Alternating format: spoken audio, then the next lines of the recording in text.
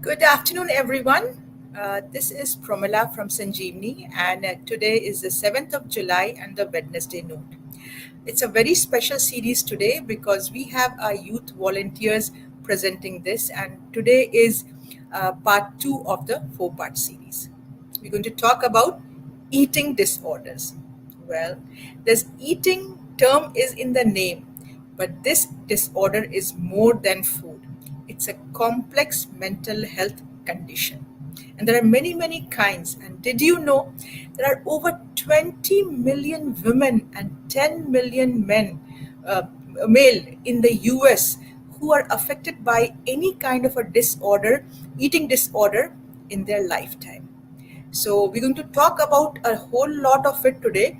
But with that, I would like to welcome our guest today, our youth volunteer Saanvi, who is going to be speaking about what it is. So, with that, welcome Saanvi. Welcome to the Wednesday note for today. Hi, my name is Saanvi. I'm 16 and I'm a junior in Lake County. I have personally struggled with an eating disorder in the past, and although recovery is a lifelong process, it's a choice that you make every day. I like to consider myself healed or in the process of healing, and I want to help anyone who has struggled with an eating disorder, who has a loved one who struggled with an eating disorder, or who just wants to learn more and end the stigma surrounding eating disorders. Thank you so much, Sanvi, for sharing the information. And I'm sure, Sanvi, you would agree there are many, many youth, teenagers who are struggling with the same, and the information which you're going to share will help them out, right? Yeah, I think it's a really prevalent issue, especially given the fact that because of social media, so many teenagers have access to unrealistic beauty standards and body standards, and they're constantly seeing it on their feed. So I think, especially now, it's extremely prevalent. So, with that, let's begin with why does it happen? And I am sure there's so many other reasons. Let's begin why it happens, and especially with teenagers or young students or the youth. Why does it begin with? And what are some of the symptoms that parents, caregivers, or guardians can look for? So, I'd like to preface everything I'm about to say with the statement that anyone with any gender identity, race, socioeconomic background, ethnicity can have an eating disorder. It's not a condition that's limited to Caucasian, cisgendered women who are straight. Anyone can have it, and it's actually genetically predisposed, and your chances of having an eating disorder are 50 to 80% higher if someone in your family or someone who you're related to has had one. So that's a factor. And a lot of marginalized communities are predisposed to eating disorders given the stress that being part of a marginalized community induces. A lot of eating disorders are stress induced and stem from a teenager or an adult even wanting to have some form of control over their lives. So a lot of times, if you're struggling with maybe academics or if you're struggling with making difficult life choices, food seems like the easiest thing to turn to that you can control, you can change. So that is one of the reasons why eating disorders start. A lot of it is also unhealthy standards that circulate through the media or through families. Personally, I struggled with an eating disorder throughout middle school, specifically anorexia, which stemmed from a lot of pressure from my parents to lose weight because I was a little bit chubbier as a kid, and I was surrounded by very skinny friends who didn't eat a lot. I was surrounded by a lot of Caucasian friends who didn't have as many events where they had to eat. In the Desi culture, I'm Indian, you're constantly surrounded by food and family, and people are constantly shoveling food into your mouth.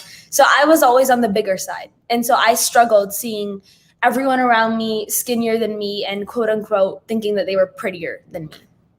Um, so So I'm that going to and add success of personal growth is not equal to, again, this is for everyone who's watching. Success or personal growth is not equal to physical beauty plus a slim physique. yeah, exactly. But I think as as teenagers who are constantly on media like Instagram, TikTok, Snapchat, it's easy to think that way because that is what the media tells us. Even though it's wrong, um, that's what sells, that's what gets corporations money. And so that's what we're told. And I think, especially being on social media at such a young age, it's hard to see what's edited and what's not edited. It's hard to see what's just a commercial and what's the truth. So I think a lot of people develop many mental health conditions from being on social media at too young of an age, especially eating disorders. So, in terms of symptoms, eating disorders are not always associated with weight loss. A lot of people can maintain their weight and have an average build and look quote unquote healthy while still struggling. Because everyone's genetics are different, everyone's method of developing an eating disorder is different, so everyone looks different. So don't gaslight or don't dismiss someone's struggles just because they don't look the way you think someone with anorexia would.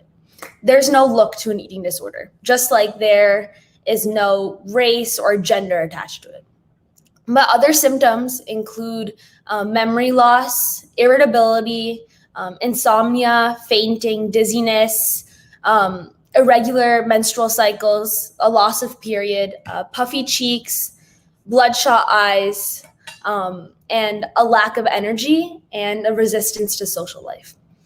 And those are the main symptoms to look out for. Especially, you mentioned that you are from the South Asian origin. Why is this a big stigma, especially with some ethnicities, such as being South Asians? So personally, for me, in the South Asian community, in the family I grew up in, mental health in general was stigmatized. Getting help was shown to me as a sign of weakness. And for me, that made my recovery process from anorexia much more difficult because I didn't want to come off as weak. I didn't want to burden my friends or family. So I tried to do it myself. While this helped me on my path and I gained strength along the way, I would have recovered with much more efficacy and efficiency if I had sought help. So I think that's one reason why there's a stigma. But I do think that regardless of that stigma, everyone should talk to someone. Everyone should ask for help. Because if you don't ask for help, you're going to continue to struggle and you're going to continue to hurt the people around you and yourself. In terms of eating disorders, I think they're a huge stigma, at least in the South Asian community, because they think, oh, it doesn't happen to our people. You know, eating disorders are constantly portrayed in the media, in movies and TV shows as something that straight white girls struggle with. You know, you don't ever see an Indian girl or Indian boy speaking out about their struggles with eating just because no one else does it. So no one talks about it and the stigma stays there. I think also being a part of the Desi community, as I said earlier, you're constantly surrounded by family and friends and food is a part of almost every single celebration. So I think the general consensus that people have is that how can you have an eating disorder, you know, if you have all this good food around you?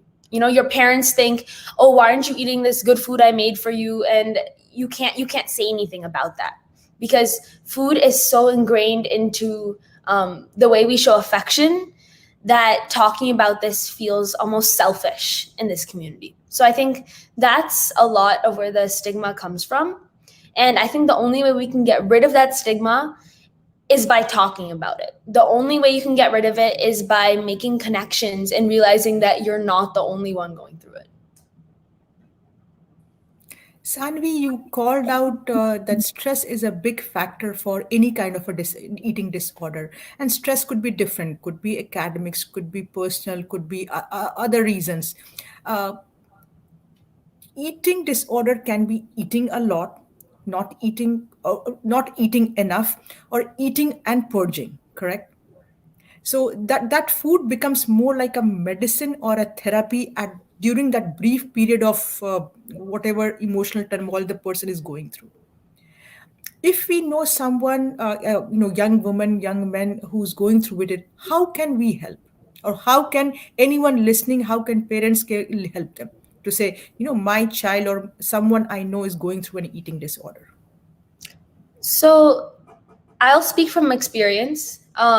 For me and a lot of other people who've dealt with eating disorders in the past, getting compliments on your weight, people saying, "Oh, you've lost so much weight. How'd you do it? Oh, your body looks so good." Or even if people say, "Oh, you look so thin. Are you sick?" All of those things, even though one might not seem like a compliment, they all fuel the eating disorder. They think, "Oh, okay, if it seems like I've lost weight, then I must be doing something right. So let me do more of it." So that is never the way to go about it. The way to go about it is, instead of commenting on the way someone looks, is to ask questions. Talk about how you feel, how you think you're being affected. You ask them, "Are you okay? How are you doing? Are you question them? You ask why, what is going wrong? What is going on with you? You don't say, "You look so skinny. Oh, I can see your bones," or "You've gained weight." Those things all fuel the disorder. They all make you want to do more. So if you notice a loved one struggling, I think the best thing to do is to, one, ask them what's going on, two, ask them if they've talked to anyone else about it. And if they're showing a lot of hesitance, I think if it is a young person, if you know that their family state is good and they're in a safe home, I think reaching out to their parents is very important, because it is highly possible that their parents don't know. I think calling a hotline can always be helpful, but never tell someone to just eat, because it's not as simple as that. It's not just about food. It's the feeling that someone with an eating disorder gets addicted to. It's the feelings associated with either malnutrition or overeating, that someone gets addicted to. So never say just eat. Very well said, Sanvi. And to all parents, guardians who are watching this program, remember there are different kinds of eating disorders. It could be anorexia, it could be bulimia, it could be binge eating, it could be pica, it could be rumination. And there's a new one which has come up, which is orthorexia. We understand food is important in many many cultures because food brings people everything together. So the most important thing, Sanvi, as you said, not to say what happened to you, what are you going through. So Sanvi, please share what someone goes through if struggling with an eating disorder. What kind of thoughts or emotions go on in the mind of such kind of a person struggling with the same?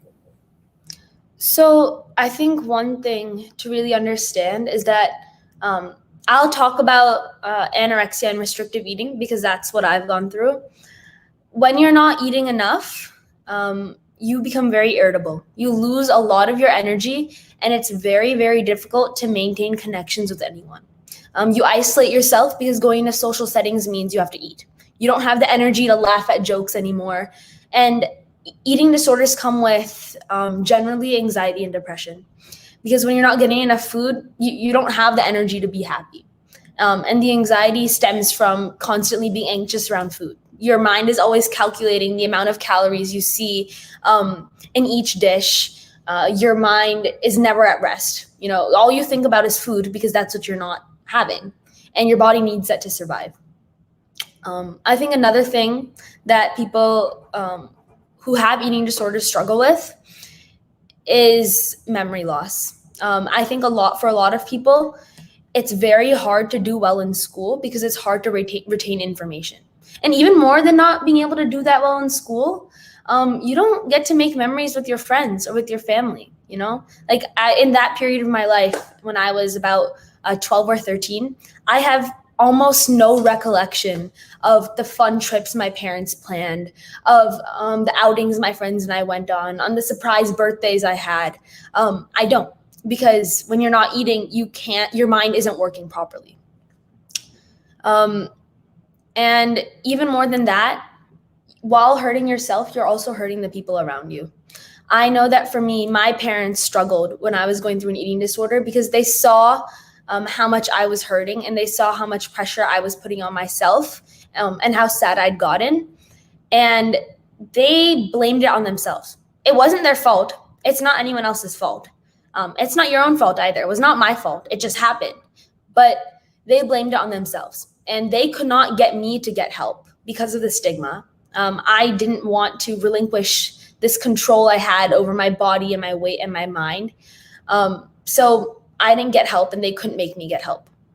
And seeing them sad, seeing them disappointed, seeing them get sad when we went to a really nice restaurant on vacation and I wouldn't eat anything, that sucked.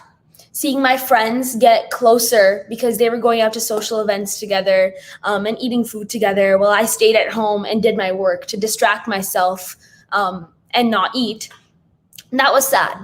It's very isolating, and that isolation fuels the eating disorder more because you're stuck with your own thoughts. And your thoughts are about food. Your thoughts are constantly, okay, how many calories am I going to eat now? What meal am I going to skip now? So I think you have to understand that it's, like what Pramila said, it's not just about food. There's so much more that comes with eating disorders. It can ruin your future. It can ruin your studies. And it definitely hurts your mental health. So, everyone watching, especially, and I especially call out to parents, caregivers, or guardians. If you have a child or if you have a loved one going through with this, it's not a sign of weakness that they're going through an eating disorder. It's a condition which happens because of so many other reasons. And rather than pinpointing what happened, why it happened, let's go and help these teenagers, this youth. And for the youth themselves, Sanvi, do you also want to share how it hurts their self-esteem and confidence once anyone going through with this is in a position? Yeah, so I think, even before, I think eating disorders, at least for me, it can stem from wanting control, but it can also stem from low self esteem. And you think that, if I restrict my food, if I get skinny, I'll be happier. That was my thought process, and it doesn't work. You get skinnier, and then you're like, oh, this isn't good enough, and you want to get skinnier and skinnier and skinnier. So you keep hurting yourself. Your self esteem never rises. If you think that restricting your eating, if you think that over exercising, if you think that, these behaviors are going to make you happier, they won't. Because your mind can't even form serotonin anymore. Your brain can't do that anymore. So it's kind of like a domino effect. Once you start, everything kind of topples over, and you won't get what you think you'll get out of disordered eating.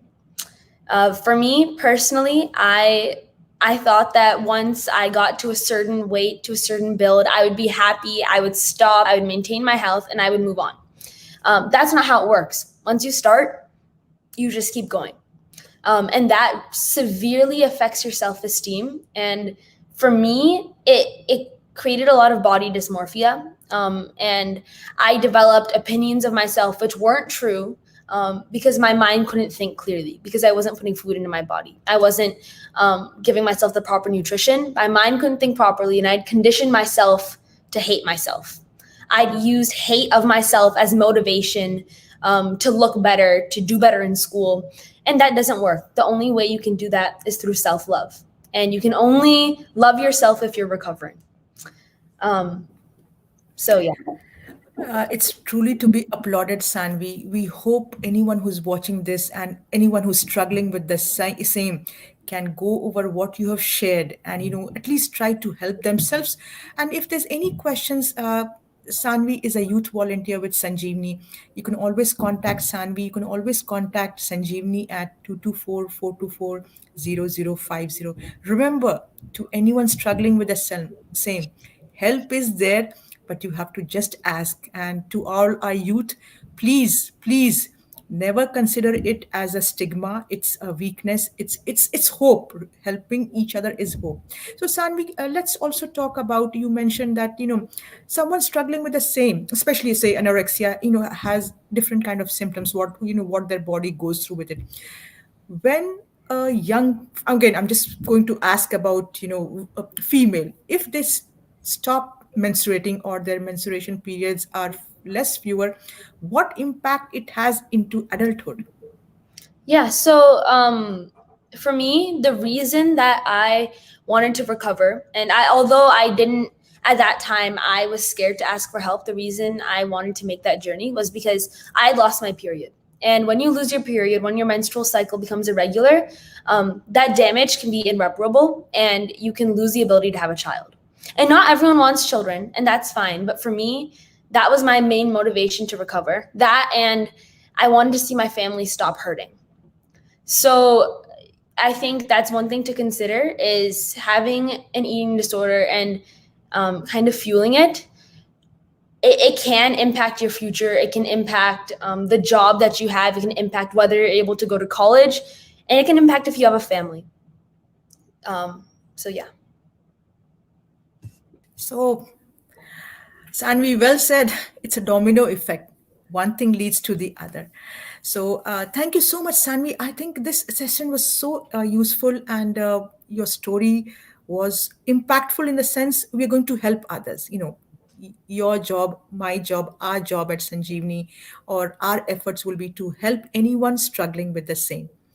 So once again, thanks a lot, Sanvi. And as you know, as our viewers know, we have two more sessions planned, and we have also a very special session planned, which is on LGBTQ, which is coming up soon. So, Sanvi, as parting words to anyone struggling with the same, anyone being hopeful, what do you have to say?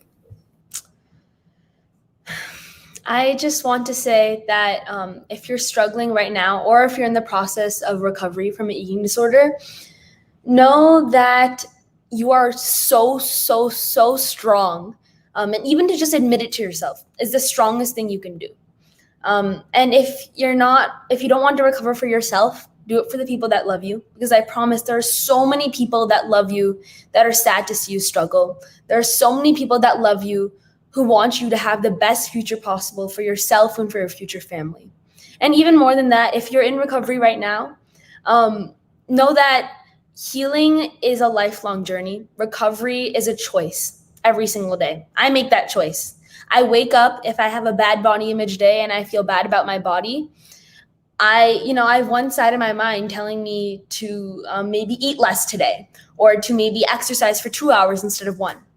Don't listen to that side because once you take that step back, you just keep rolling down the same hill. So make the choice to recover every day, no matter how hard it is, because I promise you that it can do nothing but help you to create a beautiful future for yourself and a beautiful life.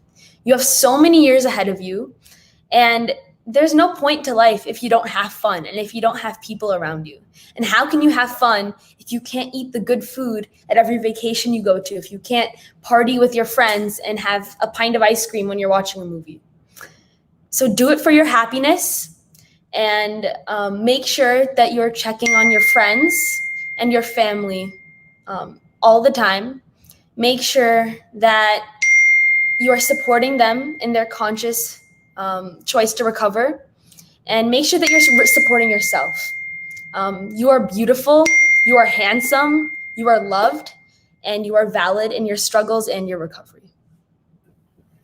Thank you so much, Sanvi. And once again, anyone watching this can always get the help through Sanjeevni, through our youth team, or they can always call the helpline at 224-424-0050. Help is always there. Thank you, Sanvi, and thank you everyone who's watching this. Thank you.